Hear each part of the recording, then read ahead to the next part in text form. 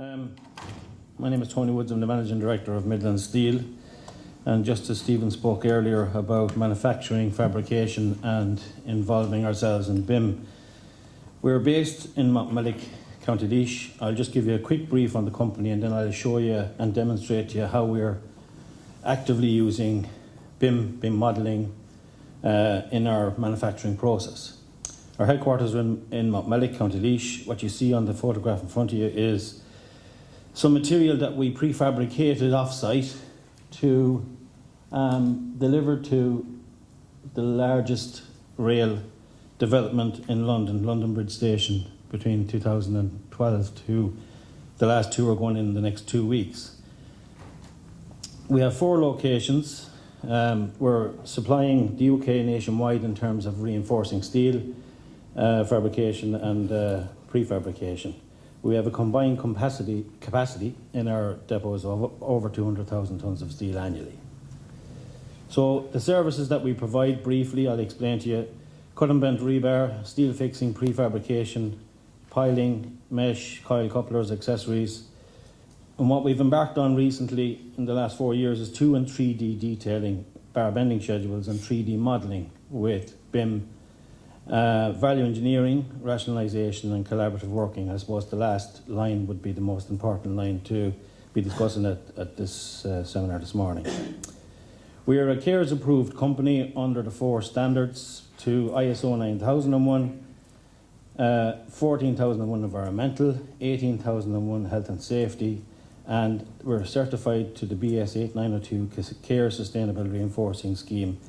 And only last week we received our certification to the BES 6001 CARES Sustainable Construction and Steel Scheme, which is the equivalent of the BES 6001 BREEAM. We have our own in-house fleet of transport, and we have developed systems within the transport to be more sustainable on prefabrication and on prefabrication deliveries, and safety trailer systems. We have a safety trailer system for deliveries of general rebar. Top left is general, top right is prefabrication, and we also developed a safety bin system for lifting sacks off trailers in high density residential areas from a point of view of safety. So in terms of BIM, what do we do with BIM? We provide 3D modelling, prefabricated rebar detailing against the 3D model, and 2 and 3D drawings with temporary works if necessary. Some collaborative working that we have done in the past 12 months since we spoke last year.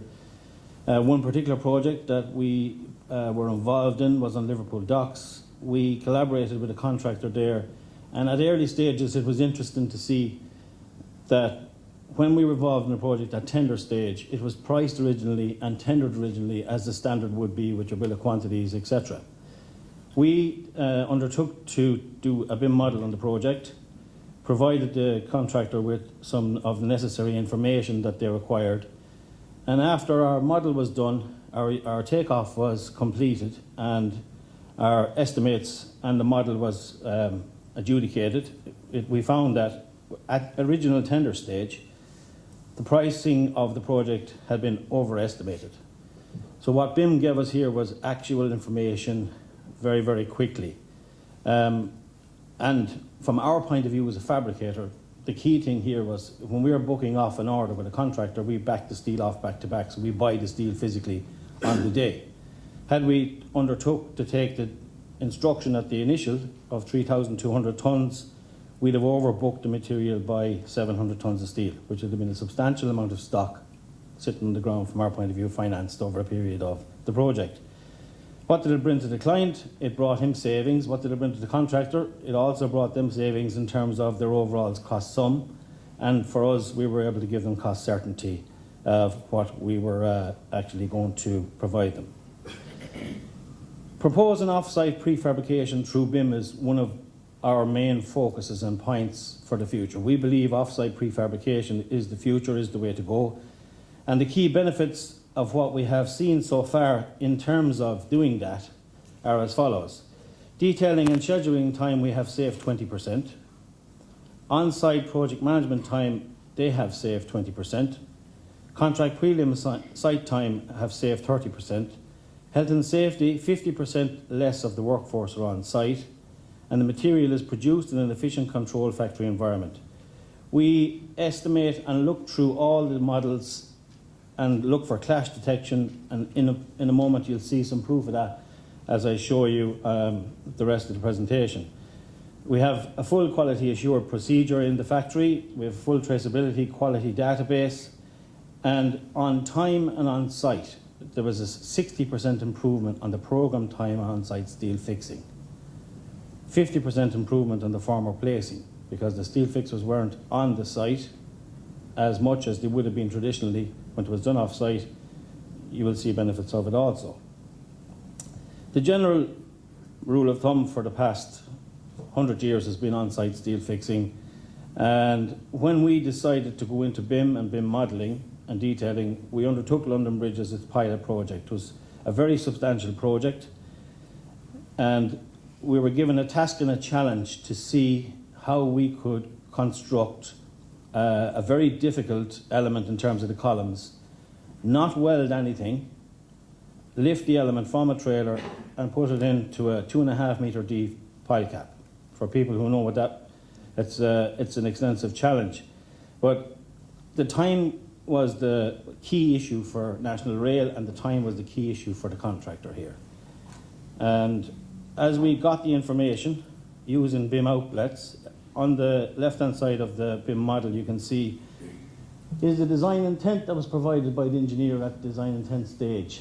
So he gave us that document and said, we have a pile cap, it's 2.5 metres deep, we want 7 layers of 40 mil bar in it on the bottom of it, and we want shear links at 150 centres throughout it.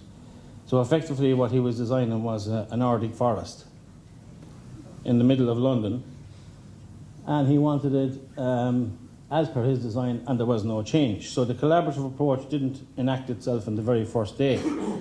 But as we sat down and done a model for him and started to discuss with the contractor, ourselves and himself, how actually this was physically going to be put on the ground, how it was going to be achieved in terms of time frame, taking rail time slots out, we then provided them a model, and you'll see in a video shortly as to how we actually constructed it. We, as a fabricator, have extensive experience in concrete frames as well, so we understood what the challenge was, and we also understood what the time frame meant. On the right hand side you can see, by having the early involvement in the process, we were able to look at the traditional method, which is line 1. The cost impact of the design changes, the free-flowing information that comes late, and looked at the traditional design process of where we are right now in general terms.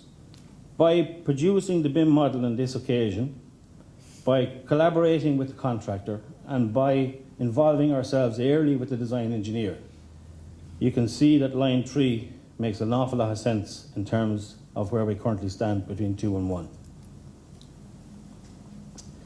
So cost analysis and prefabrication proposals using BIM modelling.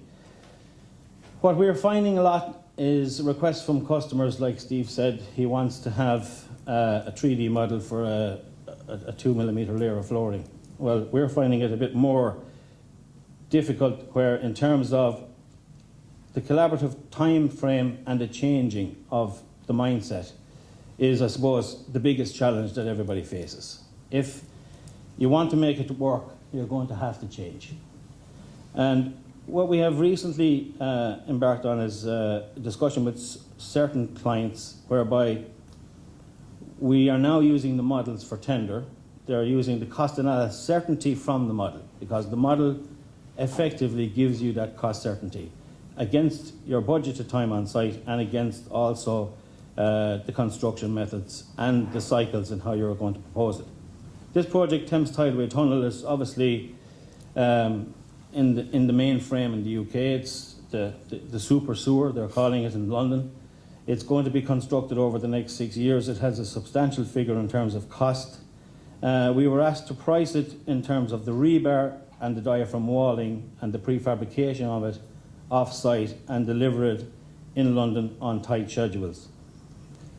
We are based on the waterfront down in London Thames Port, so we have proposed barging this material up the river, lifting it from a barge and putting it directly in on site.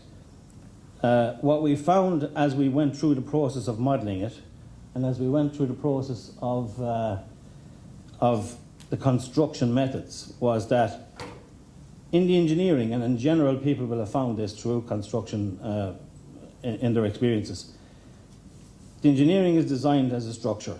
So the engineers designed it as a structure, and the construction practicality sometimes doesn't work physically on site. Therefore, when you go on site, you don't see the issues until you're on top of them.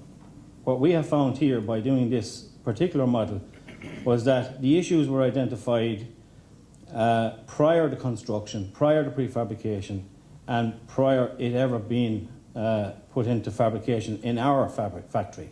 Therefore, the design of the main slab in the bottom of this particular shaft and the connection detail between the diaphragm wall and the slab, it wasn't going to work. There was actually far too much density of reinforcement in it. The physical aspect of putting it together wasn't possible. And in terms of what the engineer was going to get at a later stage with the on-site solution of we'll fix it there, we'll put it here, we'll try and make it work, and we'll get it passed, it physically wouldn't work from a structure point of view either. So we got the engineer involved. We started to discuss with him the clash detail, and he re-evaluated his design, and now it works. It works through the BIM model. He knows exactly what he's getting. We can price exactly what we have to give him, and he has cost certainty, we have cost certainty, the client has cost certainty, and the issues are solved prior to us ever appearing on the site, which is an expensive item if it was to happen as you're doing the construction. So we're doing a lot of tender process work and doing a lot of model work and providing clash detection, providing issues that we're coming across on National Rail. This is again another project down in Bristol where there was night work taking place on the side of the rail. Some of the pile heads had been designed, they wouldn't fit, etc. So all issues are identified prior you actually going to site, which is a key thing for contractors, and it's obviously a key thing for clients because it has a massive cost implication. On London Bridge itself, this was probably the best example that we can give to date of how a physical element, which was 7 metres high, 4 metres wide, sloping in 2 directions. So to detail it in 2D was physically impossible. You would have been able to detail it in one direction for a circumference, but you would lose your cover in the other direction. Hence, what would have happened, had it been done in 2D, the material would have been delivered on the site, it would have been fixed by the steel fixers, and it would have then been scrapped effectively because it wouldn't work. We provided a model for it, looked at all the issues, eliminated on-site 3-week period that was programmed, and also provided a health and safety solution for delivering the material against the programmed time. We also provided the solution for lifting it off the trailer, putting it in the pile cap, and effectively providing an easy way to set it out. So there was a collaboration between the engineer, ourselves, and the client as to what was the best solution. And we came up with a very good solution, and we're now lifting that column into location in 45 minutes. Off a trailer in the middle of London, 45 minutes, and it's in its location. We did the same with the crosshead, but using the BIM process, you can see that we effectively done a prerequisite of the material on our factory floor. This is going to go down over X amount of starter bars, all fitted at 40 mil and 32 mil. We have 5 mil tolerance. Is this going to happen? Is it not going to happen? With the BIM model, we were able to get the dimensional values on reinforcement to within plus or minus 5 mil. And we also then were able to design and detail clash detection between the column starters and the horizontal elements in the crosshead, which enabled us to drop it in very efficiently on site. I'll just briefly show you a quick shot here, if I can bring it up. of how it worked on site.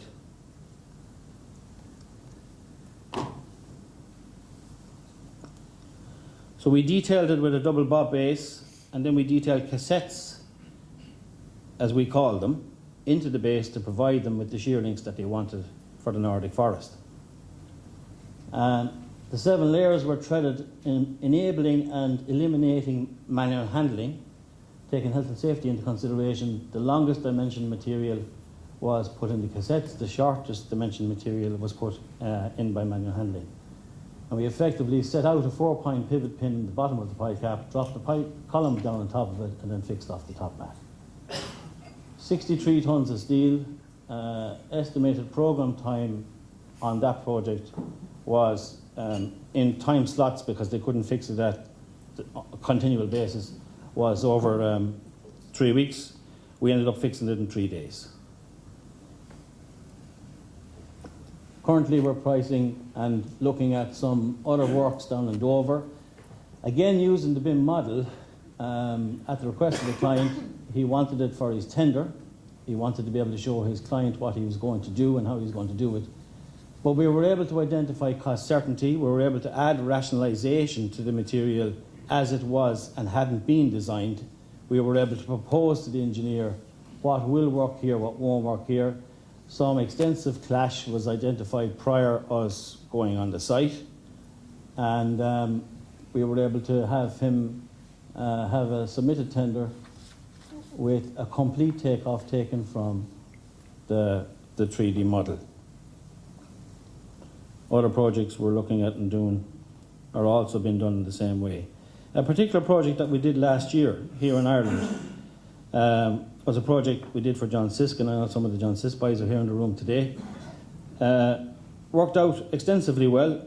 Everything was prefabricated off-site. It's a project in Waterford called West Pharma, 2,500 tons of rebar. And we BIM modelled this at early stages, a very, very tight program. We designed special mesh, we designed standard double skin slabs for it, couplers to do double height columns, etc. So we provided a lot of rationalisation in the detailing, but working very closely with Ova Arup, John Sisk and ourselves, we were able to achieve a programme which was extremely tight, cost certainty, but also the big, I suppose, advantage here was that the engineer could see the value in what we were doing with the BIM model. And we were able to identify problems way faster than would have been arrived and done on site.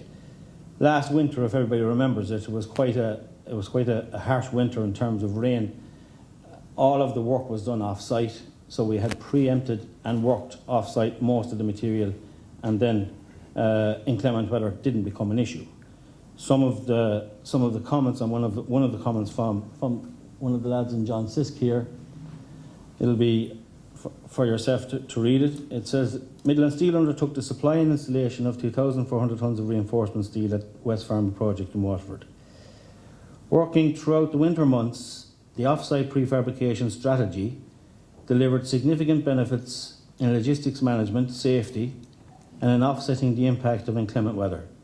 Deliveries were prompt, cages were pre-slung, the factory's trailers modified to facilitate safe offloading systems. However, it was the provision of an engineering advice and support that Midland Steel particularly excelled. A number of the assemblies as scheduled would not have worked. Historically, such problems were identified by the steel fixer on site. Midland Steel, however, reviewed all the schedules and drawings prior to production and proposed an alternative using BIM. Eliminating potential problems, any client changes pre-pour were rapidly turned around, with Steel expressed to site the collaborative approach between designer, Midland Steel and Sisk, and a one-stop shop for supply and installation of reinforcement steel allowed the team to deliver this element of works very rapidly and efficiently. That kind of sums it up in terms of what it actually gives you at the end. It gives you full transparency between client, between fabricator and between the engineer.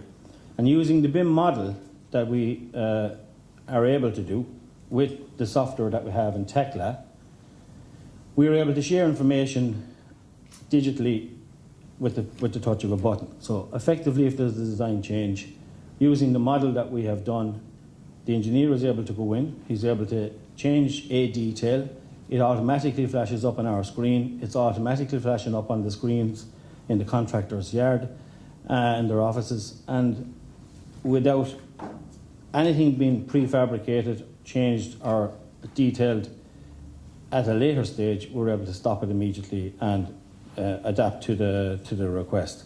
So what does the software give us? Well, it gives us accurate and data-rich 3D environment. So immediately you can see what you're going to do. That's a bonus straight away. It gives us cost assurance and a tender process, highly detailed as-built building information models, specialised solutions and configurations for main contractors, structural engineers, provided by our dedicated BIM team, modelling innovation for tender process. So this physical process that we're using with BIM, the physical process we're using with the software, and the whole involvement and collaboration is definitely the answer and the key to the whole success of how BIM works. It's the success of it. This is our depot in London. We're a sustainable delivery process by road, by rail and by water. And we are actively now using, and we've just opened a prefabrication unit in that depot, specifically, as Steve mentioned earlier, with the internal system of using BIM and communicating between ourselves as a company, which has a massive knock-on effect in terms of efficiency. We're using it on an ongoing basis every day to deliver drawings, to deliver information, to deliver detailing from the office right down to the shop floor. And it's now becoming for us an essential tool and part of our business. So we're very pleased to say that when we enacted and took the decision in 2011 to get ourselves involved in BIM, it's actually now 5 years later. We still have a lot to do, but we're actually seeing some benefits of where the BIM process would actually take us. So the sceptical, I suppose, approach within some of the company has now changed completely, where it's a positive environment and everybody is positive about BIM, knows that it's working, knows that it's benefiting the company, knows it's benefiting our clients, which is key for us, because as a fabricator, our main focus is our customers and giving them the best value that we possibly can give them. With the BIM process, we're actually able to do that. So that's more or less it from me. I'll take and welcome any questions you'll have in the questions and answer session at a later stage this morning. Okay, thank you.